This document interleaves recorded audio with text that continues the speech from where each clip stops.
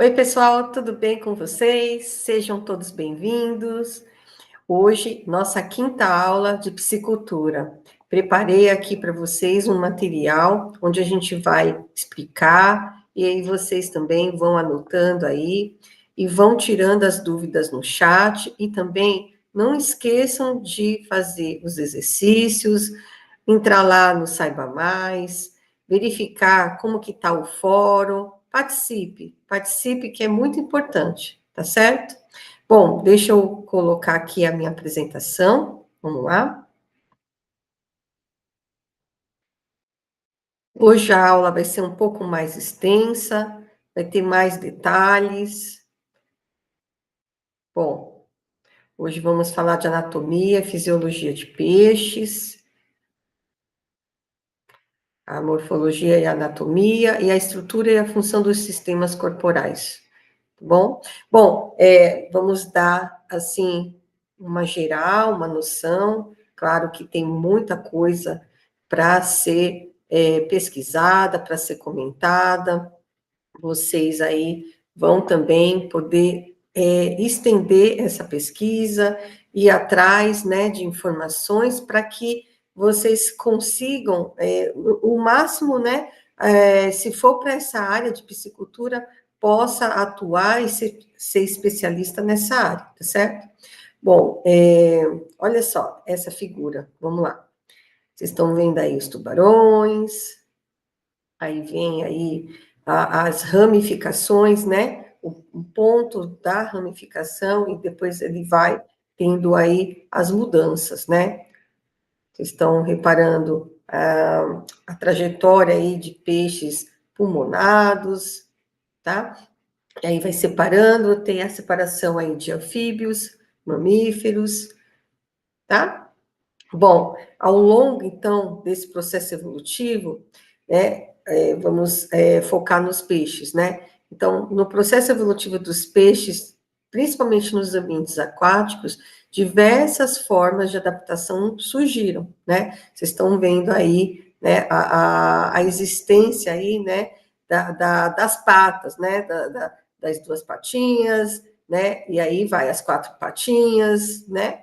Então, isso foi se tornando cada vez mais, né, uma exploração do ambiente, uma maneira que esses animais, né, da água, eles vão fazer diferença, vão para o meio terrestre, e isso daí a gente se relaciona também à anatomia dos peixes, tá? Toda essa questão aí, né, até mesmo de alguns peixes ter a capacidade, né, de respirar, né, fora da água, tá bom? E estendendo aí, né, para a gente a fazer uma observação da estrutura, né, entender como cada estrutura vai se correlacionar ao meio que ele está ali sobrevivendo, né, é um grande passo para entender os hábitos de vida de cada animal, principalmente os peixes. Bom, aqui vocês estão vendo, né, todo esse estudo começa a ser notada a anatomia e a fisiologia que vai passar para a gente essa melhor compreensão, tá? Então, é importante a gente observar o meio, né? Aplicar a anatomia, a fisiologia do peixe, o comportamento dele ao meio, e você ajustar aí os manejos corretos para produção, tá? Então, esse aspecto geral da anatomia externa, a gente observa aqui, né, nesse modelo aqui, aonde temos as nadadeiras, a região da linha lateral, né, o que vem a ser essa linha lateral nos peixes, né, a região do opéculo, né, onde vai ter ali toda a troca, né, gasosa e amoniacal, a boca, a narina, os olhos, será que ele enxerga bem ou não enxerga? né? Então, as nadadeiras ali já vão mostrar a posição anatômica e a forma desse corpo, né? Que forma é essa, né? E ele está ocupando, o que, que ele explora naquele ambiente, ele consegue passar em algumas regiões mais dificultadas, né? Assim, regiões difíceis de acesso, o peixe consegue, né? Ou ele vai para uma toca, vai para um buraco, né? Então, toda essa anatomia, estudada essa anatomia externa do peixe e também a interna, vai nos ajudar aí a entender aquele ambiente que ele escolheu e que ele se adaptou também, tá? Então, nesse sentido, a gente vai ver a forma corporal desses peixes, a cobertura corporal, as escamas, vamos ver cada nadadeira, para poder entender essa diferença, tá? Bom, podemos então iniciar fazendo uma divisão, né? Então, a gente tem a divisão corporal em forma bilateral. Na aula passada, eu já tinha mostrado para vocês que o peixe, ele tem a divisão bilateral, onde você tem ambos os lados, né, idênticos, tá? Fazendo um corte, né? A gente tem as duas simetrias, tá? E a gente divide ele também na porção cabeça, tronco e cauda, tá? Como vocês estão vendo aí no desenho.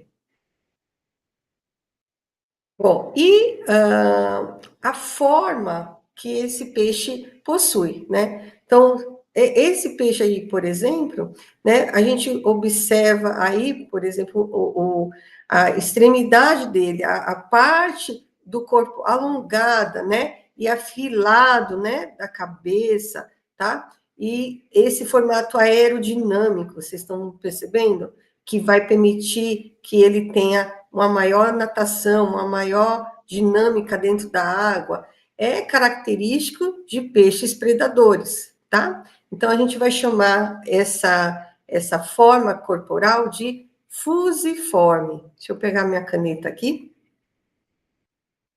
Fusiforme. Peguem aí a anotação de vocês, tá? Então, essa é uma das formas.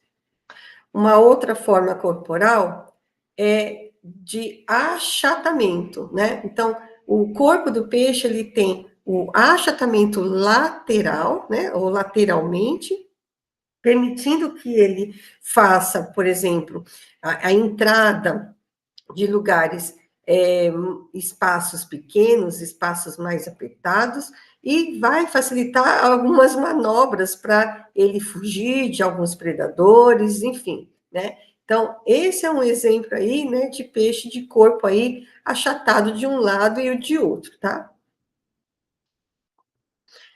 Bom, essa outra forma que vocês estão vendo aí abaixo, que tem a raia, né? É a forma chamada achatado dorso ventralmente, né? Ideal para aqueles peixes que ficam no fundo do lago, do fundo de oceano, né? E ele tem realmente o corpo bem achatado de cima para baixo, né? E ele fica, né? Ele tem um momento que ele vai para a superfície, mas a maior parte do habitat dele, né, a escolha do local é também relacionada, né, com a dinâmica que o corpo dele possui, tá? Então, a gente vai chamar aí de deprimido, tá? Ou achatado dorso ventralmente. O aspecto aí de forma anguiliforme, como vocês estão vendo aí, ele tem um corpo mais alongado, mais cilíndrico, né? Por exemplo, aí, esse tipo de peixe aí, né, semelhante a uma enguia, né, vai fazer buracos, vai entrar em áreas mais confinadas, tá? Então, a aerodinâmica também, né, do corpo desse peixe vai permitir que ele seja rápido, né? tudo isso vai possibilitar, né, que ele caça, que ele consiga seu alimento ali, né, e também fuja de alguns predadores, tá? Bom, partindo então agora para o estudo da pele ou do tegumento, como a gente cita aí, os peixes, eles são recobertos por pele e também eles têm uma secreção, eles produzem um muco.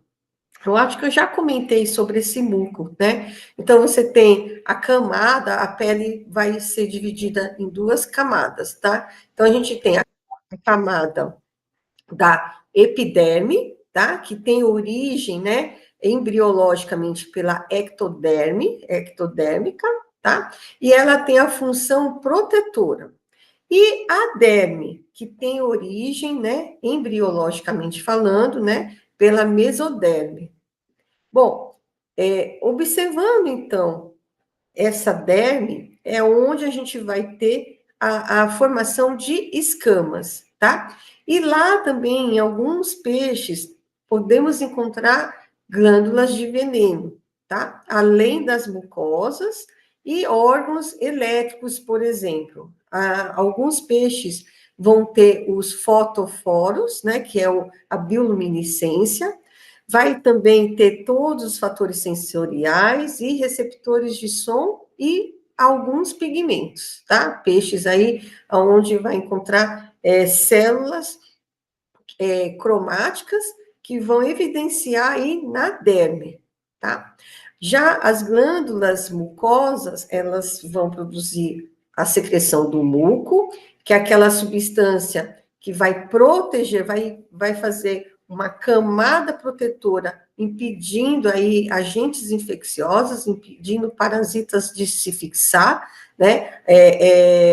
Alguns casos até de fugir e escapar de predadores, tá? E esse muco vai reduzir o atrito, né, do próprio peixe, próprio animal, com a água, tá? Então, é uma substância composta por glicoproteína e ela realmente lubrifica a parte externa do peixe, ok? Aqui vocês estão vendo aí uma imagem aonde vai mostrar essas camadas, né? A camada da escama, vocês estão vendo aqui, essa primeira região, aqui.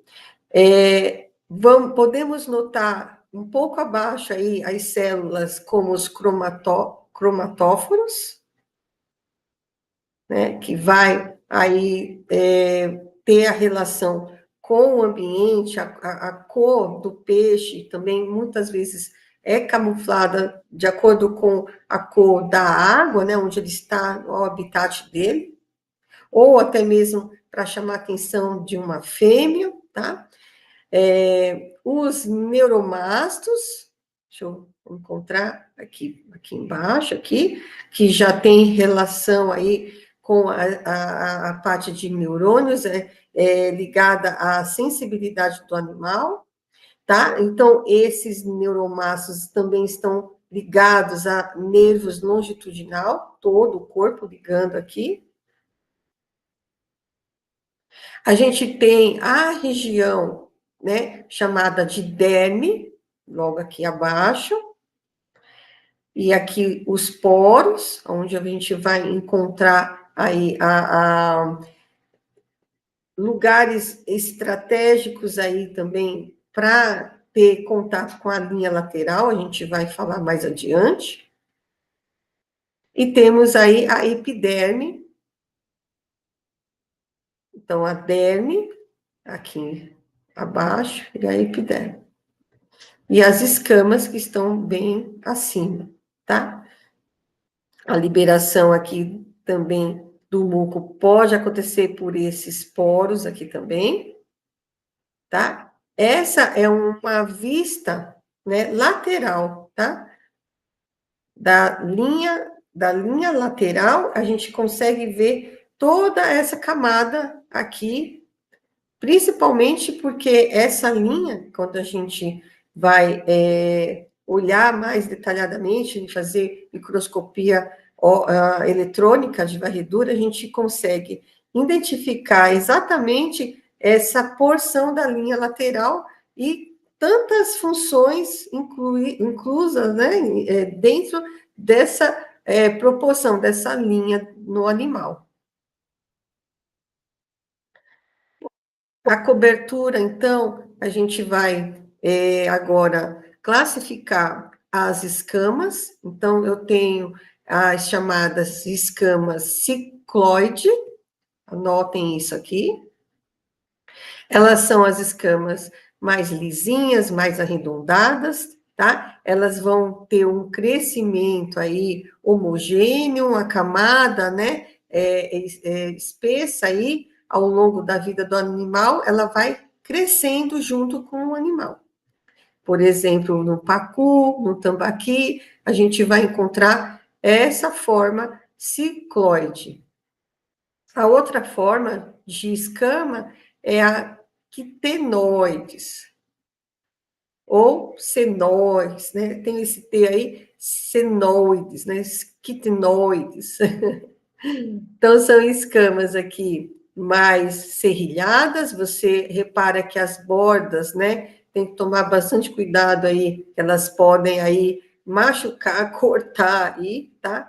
Ela tem uma superfície mais áspera, ela não é tão lisinha como a cicloide, e ela reduz, né, também a resistência na água, né, ela ajuda aí a ter evitar também outros predadores, mas ela é encontrada principalmente, né, em peixes como o tucunaré, por exemplo, tá? Aqui também embaixo a gente vê um exemplo aqui, deixa eu voltar, né, de escama cicloide. Bonita essa aqui, essa coloração. Bom, continuando, a gente vê, por exemplo, as escamas do tipo ganoides, ou ganoides, tá? Ela é uma escama brilhante, muito vistosa e rígida, tá? Ela tem uma camada, né, chamada de ganoina. Então, a camada ganoina, ela é típica de peixes mais primitivos, como o pirarucu, tá? E as escamas placoides, são as escamas típicas de tubarões, tá? Ela é bem afiada aí, ela é bem, parece realmente dentes, né? Tá? Semelhante a dentinhos aí, tá? São pequenas e elas são aí, né? Vamos dizer assim, bem preparadas aí para manter o animal, né, esses predadores aí, né, garantindo na evolução, vamos dizer assim, a própria proteção do corpo deles. Bom, gente, agora vou mostrar aqui para vocês a parte de pigmentação e padrões de coloração. Bom, como eu havia falado, né, a coloração vai variar de acordo com o local, a água que o peixe vai habitar, né? Então, toda a parte de camuflagem, né? Ou ele vai sentir algum perigo, ou ele é realmente um predador, isso vai, né, por exemplo, evidenciar na coloração dele, tá? E a gente não pode deixar de dizer sobre a alimentação, né? Que muitos peixes também, dependendo da alimentação, ele vai também criar um padrão de coloração, tá? Bom, aqui vocês estão vendo, né, um beta, né, que ele vai, né, dependendo, né, do período de acasalamento, ele, né, no período aí que ele precisa lá, né, fazer todo o cortês ali para a fêmea, ele vai também ter essa capacidade de mudar, tá? Os pigmentos, tá? E muitos já têm, né, gente? Muitos já tem o que a gente chama, né, de cromatóforos, né, cromatóforos, né, em toda a superfície externa. E lembrando que essa região, ela fica embaixo da escama, tá? Então, os cromatóforos, eles têm uma porção dérmica na pele, mas está ali perto da superfície mais externa, mas um pouquinho abaixo, tá? Bom, tem esse aumento da célula, que a gente vai classificar aí como os pigmentos, que vão ficar mais à mostra, deixa realmente o peixe mais escuro, ou ele vai mais colorido, né? Então, pode ser também que ele possa aumentar essa célula, aumentar ou diminuir esses pigmentos, tá? E alguns pigmentos ficam ocultos dentro da célula. Bom, é aí que a gente pode observar os diferentes padrões de cores desses peixes. Lembrando que há também o biocromos, tá? Que está contido em células dérmicas, que a gente vai dizer que são células dérmicas modificadas.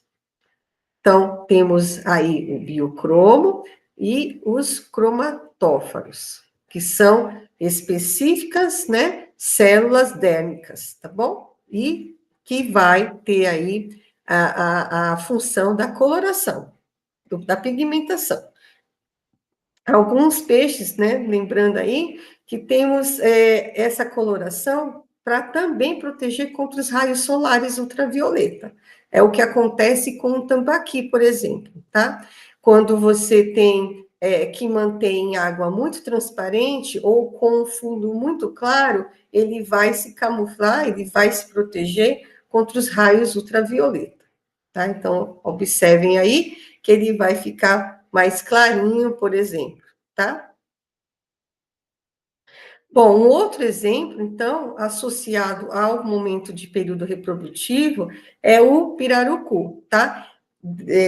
Temos o dimorfismo sexual. A fêmea e o macho têm uma maior pigmentação, por exemplo, né, nos machos, em comparação às fêmeas. Vamos ver?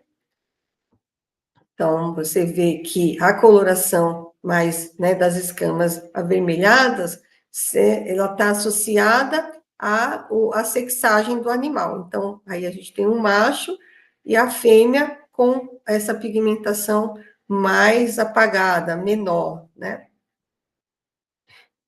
Bom, ligada agora dentro da anatomia dos peixes, a gente vai falar das nadadeiras, tá? Então, o que seria as nadadeiras? Podemos dizer que são, né, coordenadas em conjunto, a gente tem aí as nadadeiras ímpares, as nadadeiras pares, isso significa de um lado e de outro, por exemplo, as nadadeiras pares, a gente vai encontrar, por exemplo, as nadadeiras peitorais, acompanha aqui no desenho comigo, então, vai ter de um lado e vai ter de outro, né? A nadadeira, por exemplo, que a gente vai dizer que são ímpares, a gente tem a nadadeira dorsal, por exemplo, que ela é somente um dorso do peixe, e a caudal, né? Por exemplo, tá? Então, todo essa parte de, né? Quando a gente vai olhar as nadadeiras do peixe, a gente vai sempre relacionar a propulsão, a estabilidade, manobras, defesa desse peixe. Lembrando que as nadadeiras, elas têm um princípio da hidrodinâmica, tá? Então, a gente vai ter, de acordo com a forma do corpo, aí tem a velocidade da natação, e a gente classifica dessa forma, as nadadeiras ímpares e as nadadeiras pares, tá? Sempre as pares vai estar de um lado ou de outro, e, em geral, vai manter o equilíbrio do animal e também proporcionar manobras para ele. As nadadeiras ímpares, geralmente a gente tem aí a estabilidade também controlando o movimento, a caudal para dar aquela propulsão para o animal, né?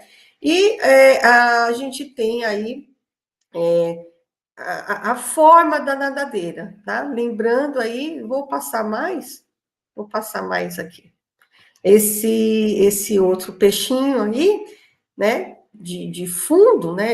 E vocês notem aí que tem a nadadeira caudal e tem a nadadeira logo próxima à dorsal, a nadadeira adiposa. A nadadeira peitoral, que está aos pares, nadadeira anal, próxima ao ânus do animal, nadadeira pélvica. Aqui a gente tem, né, ilustrativo aqui, as formas, né, da nadadeira caudal, tá? Então, a gente tem aqui as devidas formas, né, específicas formas, mais pontuda, truncada, tá? Imaginada, né? Então, dependendo da espécie, você observa aí, né? Por exemplo, no bagre, a gente observa essa região, né? Que a gente vai chamar de babilhões, né? Que vai estar próximo à boca do animal. E esse aqui de cima não possui. São estruturas, né? Corporais aí de algumas espécies, e a gente vai notar também que a cauda, a nadadeira caudal, também merece essa atenção, né, diferenciada aí. Bom, para vocês terem um pouco mais de embasamento, vocês podem entrar aqui no site da Embrapa, tá? É lá que eu também peguei essa figura e aí lá vai ter muito mais detalhes para vocês estudarem. Bom, vamos falar sobre a estrutura e função dos sistemas corporais dos peixes.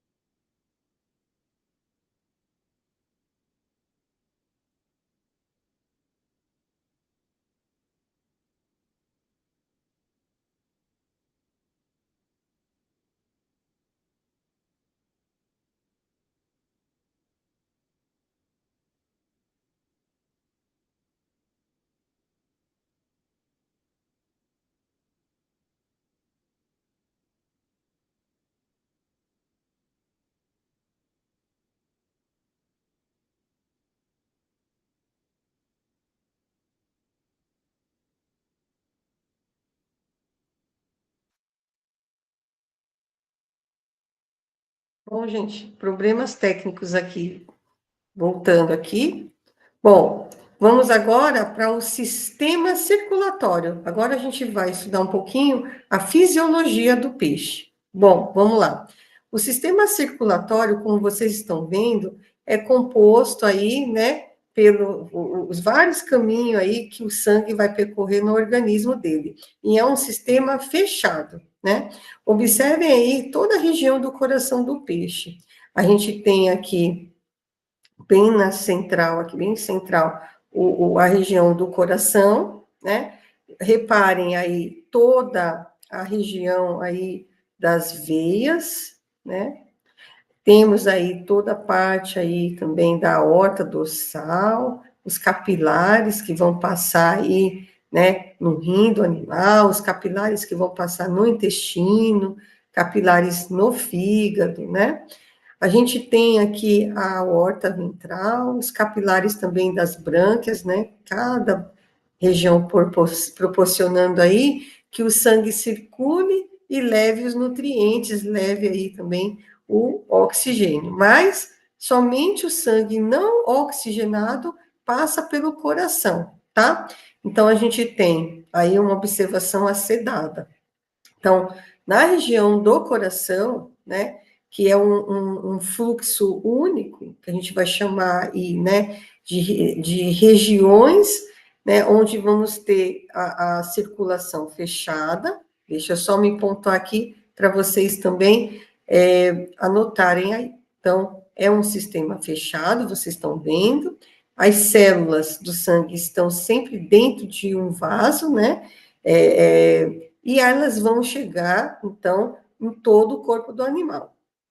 E também esse sistema a gente pode colocar que é um sistema simples, porque você tem a caracterização de um fluxo único, tá? E somente o sangue não oxigenado, como eu havia comentado, passa pelo coração, tá?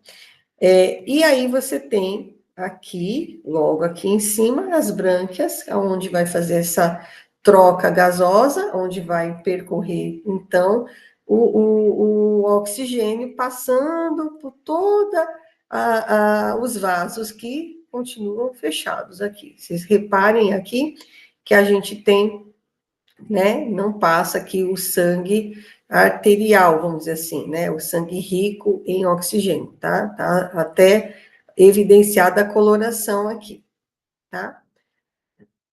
Bom, então vamos falar do coração. O coração ele é dividido em duas cavidades. Aqui é um átrio, aqui em cima, ó, um átrio e um ventrículo aqui. Repara que na região ventricular, a parede aqui, ó, o músculo, né, é mais espesso. Por quê? Porque ele precisa impulsionar todo o sangue, né, o músculo fazer o movimento para impulsionar o sangue para as brânquias e para todo o corpo do animal também. Aí temos aqui a região do bulbo arterial, né, que aí você tem aqui a sequência, né, do sangue vindo, passando, né, nessa região do átrio, que é uma região mais delgada, impulsiona o sangue para os ventrículos, então o sangue chega aqui, vai para os ventrículos, dos ventrículos, eles vão ser impulsionados, e essa região do bulbo arterial, pode reparar, ela é mais espessa aqui, como se fosse um depósito, tá? Para uniformizar o fluxo sanguíneo do animal, para o animal, né, percorrer aí por todas as outras regiões. Lembrando que temos aqui uma região que eu não comentei até o momento, que é o seio venoso. Tá? A região do seio venoso é uma região onde a gente encontra aqui sem válvulas, né, sem pregas, né, de válvulas, não tem. Ele é uma região pequena, de parede também considerada delgada, tá? Tem algumas formas aí que o sangue vai também vir, ele vai vir para cá, o seio venoso, né, passando pelo átrio, lembrando, né, esse sangue, né, ele não é rico, né, em oxigênio. Aqui é outra figura mostrando o sistema circulatório também, né, aonde você tem a região das artérias branquiais, a artéria branquial, coração seguido aqui, né? Então, de um lado e de outro, né, das brânquias. Então, aqui imagina, né, o peixe, a simetria bilateral, aonde está em azul aqui, seria o sangue arterial, e onde está vermelhinho, o sangue venoso, tá? O sangue venoso sem oxigênio. Não sei por que eles colocaram essa cor, poderia ser, né, até mesmo a cor azulada, né, mas essa figura eles colocaram a cor vermelha como venoso. Bom, o volume do sangue vai variar de acordo com a espécie, normalmente a gente tem uma porcentagem de 2% de volume sanguíneo, né, volume de sangue para de todo o peso corporal do animal. E lembrando que a gente tem aí as funções de cada órgão relacionado, né, que é um sistema. Então, vai depois ter a ligação com outro sistema, não tem como, um sistema está em função ao outro também. Bom, o sistema excretor, né, é o sistema responsável mesmo em eliminar os resíduos dos metabolismos, né, os alimentos que não foram digeridos. Então, a gente tem aí, dentro, né, desses resíduos, as próprias fezes, o nitrogênio, né, sais, a água e também a amônia, tá? A amônia, né, é um elemento que deve ser excretado, porque ela é tóxica, tá? Então, a questão da amônia ser gerada pelo peixe, a gente sabe que cerca de 70% dos produtos nitrogenados que são excretados pelo peixe, a primeira forma está na amônia, tá? Ela é liberada passivamente pelas brânquias do animal, tá? Então, as brânquias, elas vão fazer realmente essa liberação da amônia, e o restante, né, dos subprodutos, vamos dizer assim, do próprio resíduo do metabolismo, é eliminado pela vesícula urinária, né, na forma de glutamina ou ureia, tá? Vocês podem estar pesquisando um pouco mais aqui, ó, coloquei outra fonte, tá? A Embrapa novamente, vocês verão, deixa eu ver se eu pus uma figura aqui. Ah, sim. Então, observem aí. Então, o peixe vai excretar a amônia, né? Ali, né, na região, né, das brânquias aqui, né?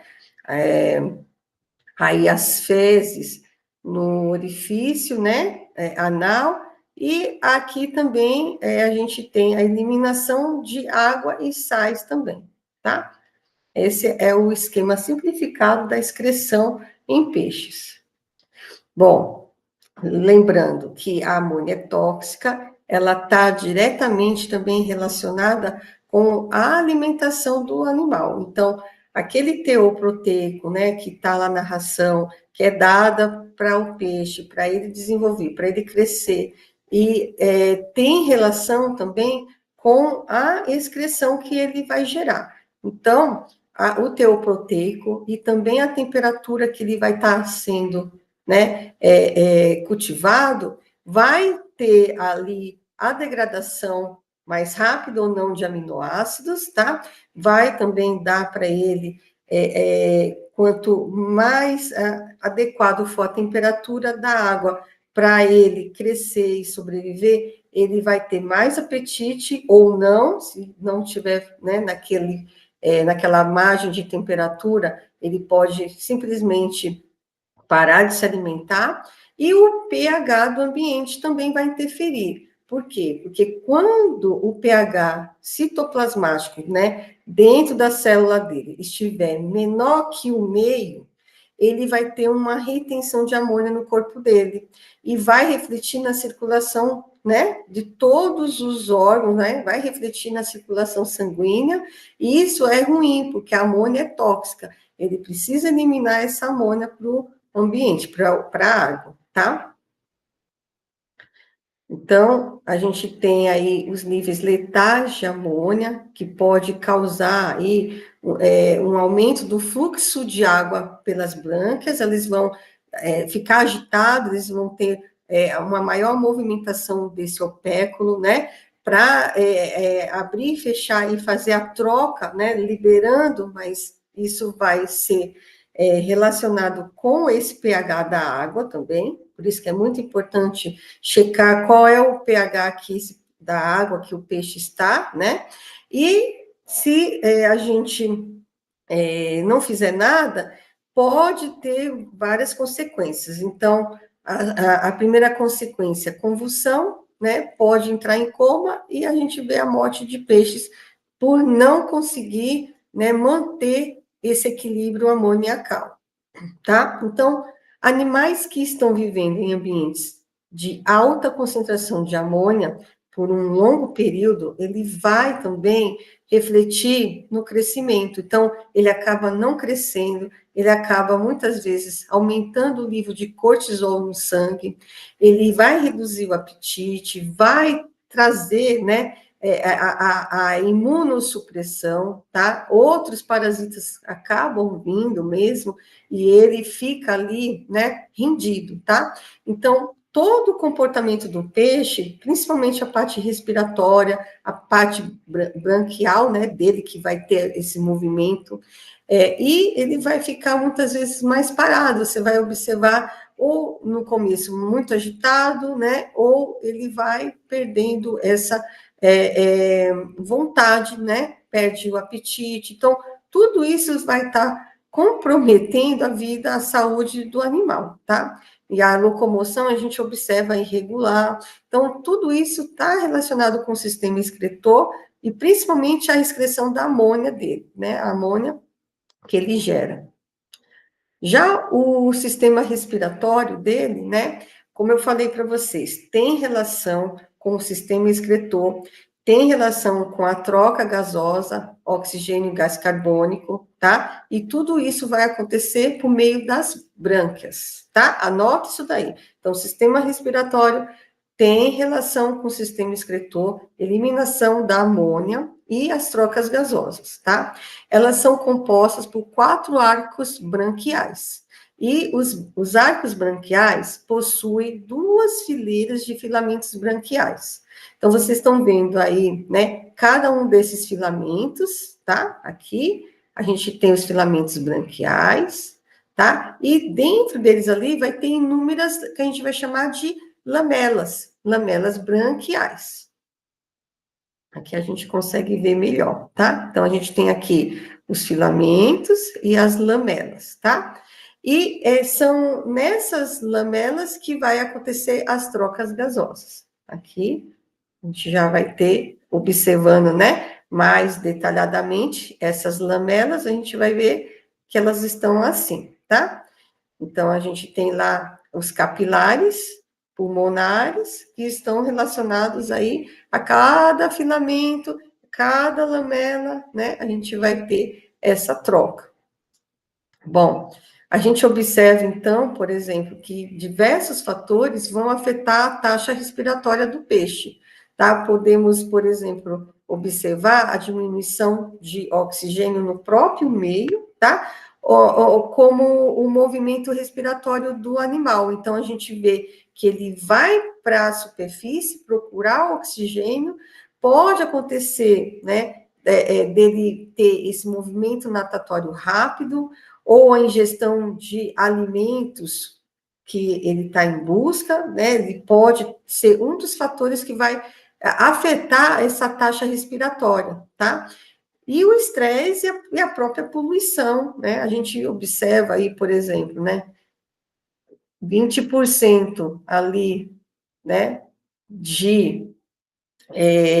Tem ali uma proporção ali respiratória, onde que está os peixes, onde eles estão, né? Eles estão mais aqui nessa região, aqui mais para frente, olha aqui, do que aqui nessa região, que provavelmente vai estar ali liberando alguma poluição, tá? Próximo às margens, a gente vai ter até uma questão alimentar, mas o oxigênio dissolvido pode estar sendo prejudicado nessa região, né? Devido ao lançamento de efluentes, por exemplo, que vai afetar, depois de um período, pode afetar toda a lagoa, né, gente? Bom, vamos agora para o sistema nervoso, tá? O cérebro do peixe, olhando aqui essa figura, ele aqui, ó, tá bem pequenininho, né? A região cerebral. Temos a medula espinhal, seguida da medula espinhal, aqui, tá? E ele é dividido em sistema nervoso central, que vai receber e vai analisar e vai integrar todas as informações, e o sistema nervoso periférico, que é responsável pela transmissão da informação dos órgãos sensoriais para o central, tá? E esse sistema vai trazer também as informações, né, para do sistema nervoso central para todos os órgãos. Então, reparem aqui, a gente tem a região, né, cerebral, que é bem pequenininha, e o próprio cérebro aqui, a divisão dele, né, em córtex, cerebelo, o tronco, né, a parte aqui, o 3 aqui, tronco cerebral, a parte da medula, que é mais aqui, ó, né, parte da medula, e o hipotálamo aqui. E aqui é a região do córtex. Número 1 e o 2 é o cerebelo, tá? Bom, vamos comentar sobre o sistema de integração. O que vem a ser o sistema de integração? O sistema de integração, ele é formado por células receptoras periféricas, e essas células são especializadas em captar estímulos do ambiente e fornecer informações para o animal. Bom, a linha lateral faz parte do sistema de integração do animal. Aquela linha lateral, a gente vai classificar como um órgão de extrema importância para o seu sistema sensorial, tá? Lá vai ter inúmeras células, eu vou só grifar aqui, essas células são chamadas neuromastos. Os neuromastos, eles vão estar abaixo da escama, então tem a parte da escama que é acima, eles vão estar embaixo, situado abaixo das escamas, e por toda aquela faixa, né, lateral do corpo, ao longo da lateral do corpo. E vai estar ligada ao meio exterior, por meio daqueles poros. Lembra daquela figura que eu mostrei que tem os poros?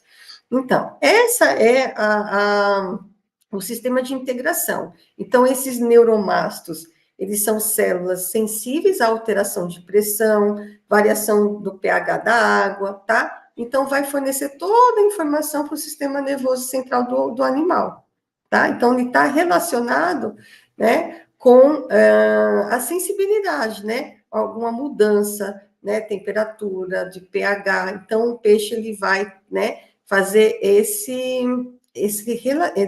ele vai utilizar dessa função, né, da linha lateral para isso, tá? Então, a gente vê aqui, ó, a linha lateral do pacu, aqui, e a gente vê, né, tá evidenciada essa linha, e a gente vê a linha lateral aqui do tucunaré, por exemplo. Dá para ver um pouquinho aqui, né, com a linha lateral também em evidência. Bom, gente, chegamos no sistema digestório, tá? E aí, fazendo assim um lembrete, né? A piscicultura, ela vai ter diversidade de espécies com hábitos e comportamentos alimentares diferentes, né, gente? A gente já viu peixes herbívoros, peixe, né, piscívoros, que se alimenta de outros peixes, né? E também a gente vai fazer a relação com as características anatômicas ao aparelho digestivo dele. Então, alguns vão ter o intestino mais longo, outros com o intestino mais curto. Então, é aí que a gente consegue entender um pouco sobre a alimentação deles, tá? E, geralmente, a gente vai encontrar no comércio, né, no mercado, rações para peixes carnívoros e para onívoros, tá? Em diferentes fases de crescimento também. Então, a gente encontra aqui um esquema, né, do sistema digestório de peixes aqui, né, os osteídeos, né, peixes ósseos. Então, a gente vê aqui, começando pela boca, tá, a região aqui do esôfago, tá, o estômago, e nesse meio a gente pode ter os chamados secos pilóricos, o intestino desse aqui, por exemplo, ó, tá, tá aqui, essa parte do intestino, o reto e o ânus. A gente tem, né, diferença entre as espécies, tá? Por exemplo, aí a gente vai ver, né, o de um carnívoro, tá? O estômago, ele é consideravelmente, deixa eu só pontuar aqui, ó, nessa figura, a gente vê aqui o estômago grande e elástico, porém o intestino é mais curto, tá? Aqui, esse aqui. O pacu, né, esse aqui, a gente vai ter aí o estômago e o intestino de tamanho mediano, tá? Aqui. E já da tilápia, a tilápia do Nilo, a gente vai ver o estômago pequeno, não tem os secos pilóricos, aqui a gente vai encontrar secos pilóricos, aqui também, aqui já não, e o intestino mais longo, tá? Que ela é onívora, né? Ela vai estar aí tendo o alimento mais tempo aqui no intestino, tá? Bom, entramos agora no sistema imunológico. Bom, o sistema imunológico, ele também vai diferenciar peixes, né, entre os peixes e demais grupos de vertebrados, tá? Bom, algumas células e moléculas, embora seja muito similar, né, como os peixes, eles não têm medula óssea, isso é muito importante a gente caracterizar, tá? Anotem isso daí, os peixes não possuem medula óssea e nem linfonodos, então, o rim ele vai fazer essa função, tá? A função do rim, no caso dos peixes, ele vai estar ligado, né, a todo o sistema imunológico dele, vai compor o sistema imunológico dele, é o principal órgão linfóide, tá? Seguida por outros órgãos também, o timo, o baço, e ele vai ter tecidos linfóides associados à mucosa dele, tá? A produção de mucosa. Então, o rim é um filetinho bem fininho, próximo à bexiga natatória. A bexiga natatória do peixe vai manter ele na coluna d'água, ele vai poder subir e descer com a bexiga natatória, e logo acima você tem aqui o rim. O sistema reprodutor do peixe, podemos fazer a seguinte observação, né? A gente sabe que a população monossexuada, né? A gente encontra, por exemplo, no tambaqui, a gente faz essa separação do sexo para ter ganho econômico, tá, gente? Então, a fêmea, ela cresce um pouco mais, né, bastante até, 20% a mais de peso em relação ao macho, quando chega no estágio já final para o abate, tá? Então, a gente tem esse sistema reprodutor fazendo parte aí, muitas vezes, mudando, né, fazendo a sexagem, mudando, colocando na ração determinados hormônios, para que tenha somente desenvolvimento do sexo feminino. A gente já mostrou, né, nas aulas anteriores, para checar se é fêmea ou é macho. Então, a gente tem aí a possibilidade da mudança, né, e também a gente tem que observar as espécies, tá bom? Nesse caso aqui, o macho de tilápia, ele não vai ter o oviduto, tá? Em relação, aqui dá para ver bem característica a região do oviduto e a região aí que ambos têm da uretra, tá? Bom, vocês perceberam que a gente passou, fizemos aí, né, uma caminhada aí, né, para ter essa noção da morfologia, anatomia, tá? Tem muito mais coisa, tá, gente? Bom, eu fico por aqui, vejo vocês, espero que vocês tenham gostado, e a gente se encontra na próxima aula. Tchau, fiquem com Deus.